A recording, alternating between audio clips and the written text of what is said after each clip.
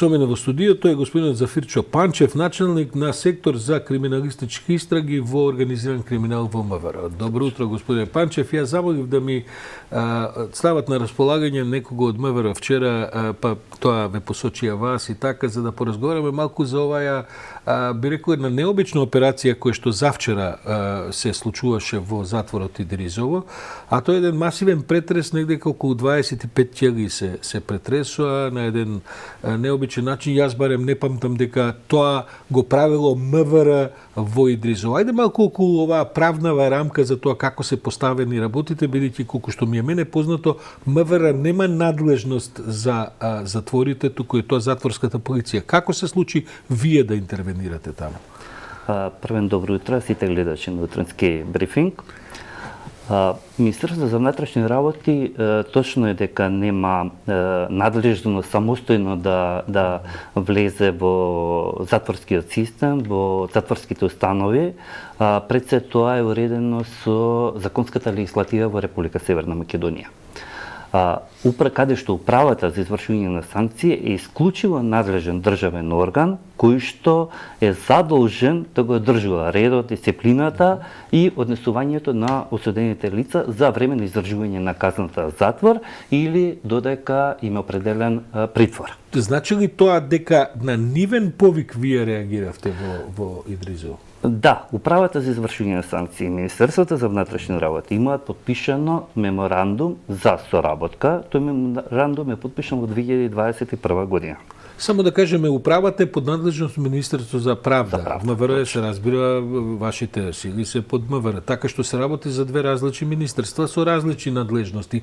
Иако суштината на тоа со што се занимавате е сепак безбедност, така што е многу слично. Да, тоа е и основното прашање, бидејќи и управата за извршување на санкции е надлежна да си го регулира однесувањето и постапувањето на осудените лица, односно собствените вработени, каде што има сектор за безбедност, кој што е исклучиво надлежен, значи да проверува што всушност се внесува во самите затвори. Добро, значи ли тоа дека, бидејќи има две толкувања зошто управата побарала помош од вас, едното е бидејќи сакале да проверат, вие вршевте проверки на нивните вработени во затворот, тоа да ве прашам, и второто е бидејќи тие можеби сепак немаат доволно бројност за ваква масивна операција. Точно. Управата за извршување на санкции, видете, затворите во Република Северна Македонија се изградени пред повеќе од 50 на години. Да, Идризова и пред тоа, мислам. Сигурно и повеќе. Системот на поставеност на објектите не е келиски како што треба да биде или како што е во повеќето држави во светот. Во едно крило се наоѓаат од 50 до 100 осудени лица.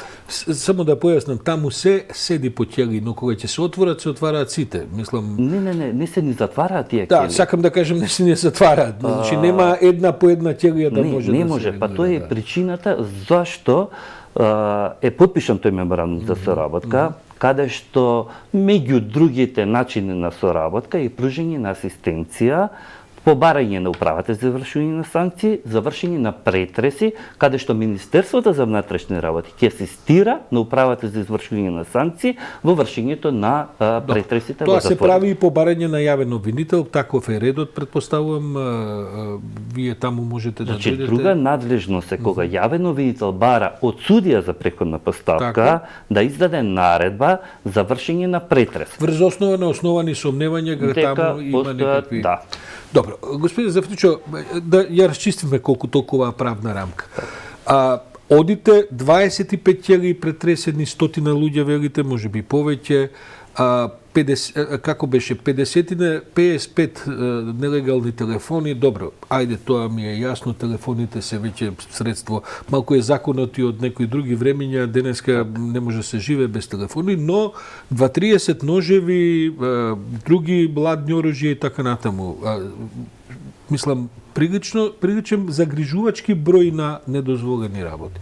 Плюс дрога се разбира во разни субстанции, така. Точно, во самиот при претресот се пронајдени доста оружја, ќе кажеме, ладно оружје, ножеви, пронајдена одредена количина на дрога, Меѓутоа, треба да го разгледаме и фактот дека самите пронајдени средства сами по себе не представуваат кривично дело. Дури не представуваат ни прекршок. Добро, ама тоа мора да е некаков прекршок во затворскиот систем. Тоа сакам да го кажам. Значи, во затворскиот систем или во управата за извршување на санкции постојат интерни документи, подзаконски документи, со кои што е регулирано дека осудените лица за време на издржувањето на казнен затвор не смеат да поседуваат ножеви, телефони. За другата веќе не ни збориме, таа сама по себе казниво дело, можеби не е кривишно, во одредени ситуации или во зависност од количината може да представува и прекршок. Добро, знам тоа, разбирам, зависно од количината, но ако најдете таму, не знам, хероин, кокаин и така натаму, веројатно почнувате по службена постапка кривично дело. Сега ако се тоа количества кои што се Добро, господин Зафирчо, сега може би вие не сте вистинскиот човек за ова прашање, ама тоа значи дека вчера имаше пресконференција и министрот за правда со шефот за оваа управа, кој што е надлежна за затворите, каде што рекоа дека никој нема да остане поштеден од утврдување на одговорност и така натаму. Ова што го констатиравте сепак говори за една релативно комотна ситуација во која што се случуваат работите во затворите. Овие се бројки кои што мислам укажуваат на тоа дека можеби управата и нема сила да се справи со овој вид на проблеми. Па можеби упатува и на тој факт. Јас сум подолго време во затворскиот систем, работев на одредени позиции во затворите. Недостасува таму, недостасува кадар, недостасуваат соодветни објекти, нели, од нов тип. Започнати се реформи. Започнати се реформи у последниве неколку години. Веќе тоа се гледа. Изградени се нови објекти. До пред неколку години отвореното и полуотвореното деление беа сместени внатре во затворениот дел. Сега веќе се лоцирани надвор. Сега веќе тие се направени келески систем. Донесена е нова подзаконска регулатива. Пробацијската служба почна да функционира последниве 2 години. Значи, се наоѓаат реформи, меѓутоа треба да знаеме дека тие не може да се случат преку ноќ, нели? Добро, ајде малку да расчистиме и она сега, како да кажем, малку една митологија дека 25-30 ножа најде и така натаму. Претпоставам дека луѓето имаат потреба од ножеви за храна кога во текот на денот, и не е се само кујна, туку сите имаат, претпоставам, им носат роднини, пријатели и така натаму. Дека тоа не мора да биде сега дека ова некаква бразилска ситуација во затворите во кој што има некои од американските, не знам, па ќе се тепаат меѓу себе. Но сепак е тоа забрането. Да, забрането е согласно интерните процедури е забрането. Дали ќе биде нож од 7 сантима, дали ќе биде кама, дали ќе биде нож од 20 сантима. Тоа е забрането внатре да се поседува. Меѓутоа, тоа си е уредено со интерни процедури. И сега треба некој да сноси одговорност. Секако, за тоа дали затворските полицајци, бидејќи сега имаме затворска полиција, правеле претрес навремено, дали го толерирале, дали знаеле, сепак е тоа интерна. И дали се вклучени во корупција, бидејќи тоа е исто така болест од која што зошто затворите и администрацијата таму би била поштедена од таа болест. Сега дека царува па и таму. Се согласуваме.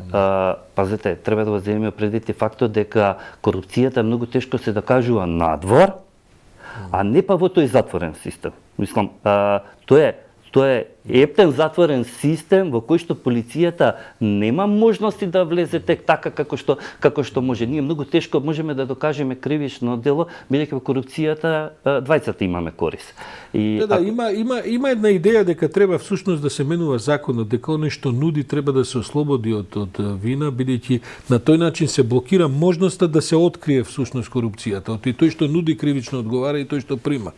И сега во тој затворен круг, да кажам, практично нема кој да проговори за тоа дека некој му барал и така натаму, и но тоа изгледа дека нема да се Няма и случи. тоа, и тоа е сега постае, значи понудувачот се ослободува од кривична одговорница ако го пријави Да, кривичното ама дело. во одредени околности, доколку го има луѓе кои што мораат да дадат, па потоа тоа во процесите исто така ги доведува во опасност да признаат, па не сакаат и така натаму. Има цела една правно искуство кое не е баш добро за тоа.